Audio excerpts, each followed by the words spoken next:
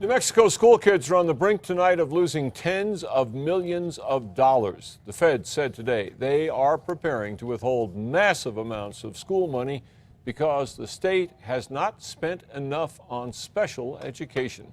News 13's Alex Goldsmith is here to explain. Alex? Dick, this is the 16-page letter the state received from the U.S. Department of Education today. It contains some good news and some bad news about a problem that spanned two administrations.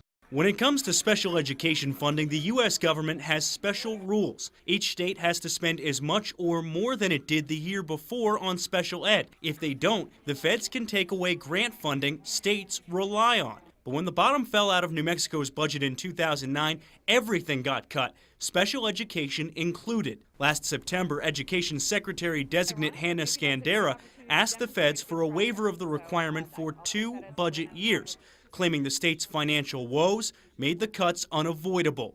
Today, New Mexico got its answer. The news we received from the feds today is a partial victory for the state of New Mexico, absolutely. In the letter from the U.S. Department of Education, the feds granted New Mexico a waiver for one of those years, but PED's request for the other year was denied. The feds say New Mexico was $34 million short.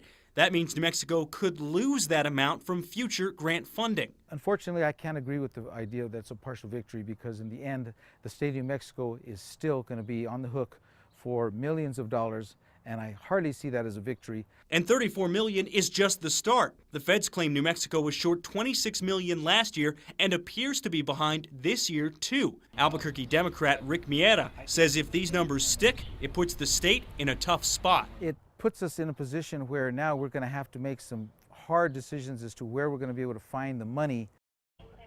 Now, the $34 million isn't a done deal. Scandera says the feds have some of their facts wrong and PED plans to appeal.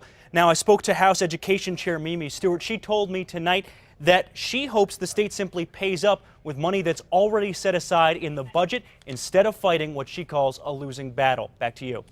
All right, Alex, New Mexico is not alone in this. Since 2009, 7 other states have asked for the same waiver from the feds, and only 5 got them.